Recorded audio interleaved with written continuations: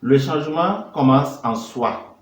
Notre âme est notre forteresse inviolable. Ne la laissons pas dépendre des situations extérieures tant qu'elle reste libre et heureuse.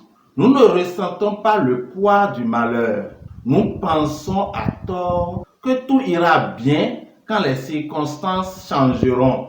Mais en vérité, les circonstances ne changent que lorsque le changement se produit à l'intérieur de soi. Tu peux t'apitoyer, te plaindre. Tu peux aussi l'accueillir et l'expérimenter. Et c'est là que la situation change. Si tu bois du noir, c'est que c'est sombre au fond de toi. Et si ton monde intérieur ressemble à un cachot, rappelle-toi d'une chose. L'obscurité n'est pas l'absence de lumière. Une lanterne brille en toi. Découvre-la et tout deviendra plus lumineux. Écoute-moi. Aie de la gratitude en tout et pour tout. Tu pourrais avoir plus, c'est vrai, mais tu pourrais aussi avoir moins. C'est embêtant ce que tu vis, c'est vrai, mais tu pourrais vivre encore le pire. Et c'est en considérant le pire que tu relativises la gravité de ce qui t'arrive. Et on se plaindrait beaucoup moins, ne serait-ce que si on avait vu des gens affamés, agonisants. Et on se plaindrait beaucoup moins, ne serait-ce que si on avait entendu les cris d'enfants enlevés pendant qu'ils se faisaient violer et violenter seuls, loin de leur famille.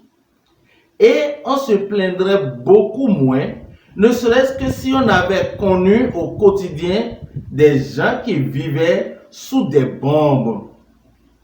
Et on se plaindrait beaucoup moins, ne serait-ce que si on écoutait les dernières volontés des malades incurables.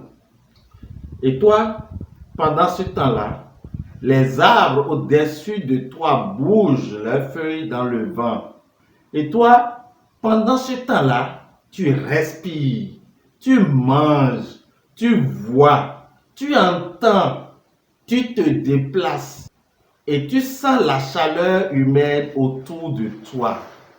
Pourquoi tu as arrêté de regarder tout ça? Regarde ta vie à travers les yeux de Dieu. Elle est précieuse, unique et de grande valeur. Mais connais-tu toi-même ta valeur? Sais-tu que tu as été créé dans un but précis? Ton corps, ton âme et ton esprit ont été formés et merveilleusement faits par Dieu. Il t'a fait et t'a placé de manière réfléchie dans un corps, une famille et un endroit spécifique sur cette terre. Sais-tu, tu es parfait. Pas parfait dans le sens d'être intelligent, d'avoir un beau visage et une grande personnalité, mais parfait pour le plan incroyable de Dieu, pour ta vie et les personnes que tu peux aider en cours de route. Parfait pour les bonnes actions tout au long de la journée que tu es le seul à pouvoir faire. Tu n'es pas parfait dans le sens où tu fais tout bien du premier coup et tout te réussit, mais parce que Dieu te voit avec des yeux pleins d'amour, même s'il connaît tes fautes et tes faiblesses. Il voit combien tu es précieux pour cette terre. Il voit combien tu es précieux pour cette terre.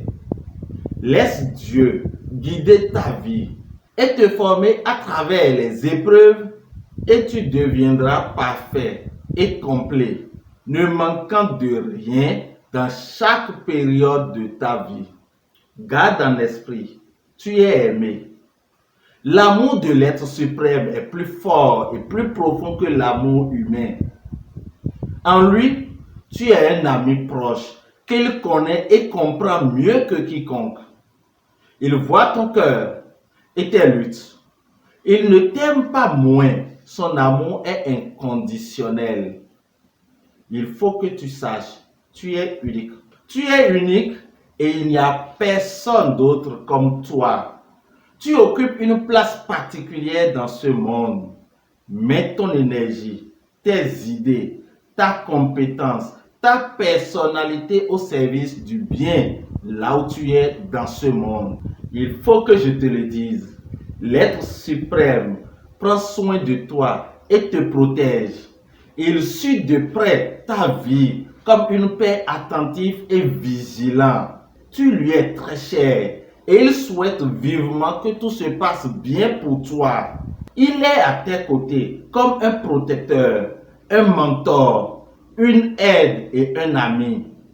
Regarde à présent ta vie. J'espère que tu réalises qu'elle a une grande valeur. Regarde ta vie de plus près. Elle est belle à en mourir. As-tu dit merci pour ça? Apprécie ce que tu as obtenu jusqu'à ce jour, plutôt que de chercher ailleurs et de te plaindre pour la moindre contrariété, en sachant que ce que tu es dépasse de loin ce que tu as et que c'est ça qui fait le bonheur. Sache apprendre de l'expérience des autres. Tu n'es pas seul à connaître cette épreuve. Beaucoup d'autres l'ont vécu et l'ont surmonté. Et si d'autres l'ont fait, tu peux aussi le faire. Sache apprendre de l'expérience des autres. Tu n'es pas seul à connaître cette épreuve. Beaucoup d'autres l'ont vécu et l'ont surmonté. Et si d'autres l'ont fait, tu peux le faire aussi. Plutôt que de vouloir rester seul, écoute ces personnes qui ont traversé cette turbulence t'expliquer comment ils ont fait. Leurs histoires seront très inspirantes pour toi. Tu y trouveras les enseignements d'une grande sagesse qui t'aideront dans les moments difficiles. L'expérience des autres est comme le balisage d'un sentier. Il t'oriente, mais ne t'empêche pas de faire ta propre expérience. Ma sœur, mon frère, pourquoi refuser la main tendue? L'isolement, c'est le couloir de la mort. Les revers des uns sont balayés par les réussites des autres. Malgré leurs conditions défavorables et peu de moyens, d'autres sont parvenus à changer leurs conditions. Ils nous apprennent, entre autres, que la plus grosse des entraves est la victimisation. C'était Note d'espoir, votre rubrique de motivation. Gaëtan Hallyday, je suis, et immense est ma joie d'avoir partagé ces moments avec vous, chers abonnés. N'oubliez pas le geste utile, qui est d'aimer, de partager et d'activer la cloche de notification tout en vous abonnant. À la prochaine.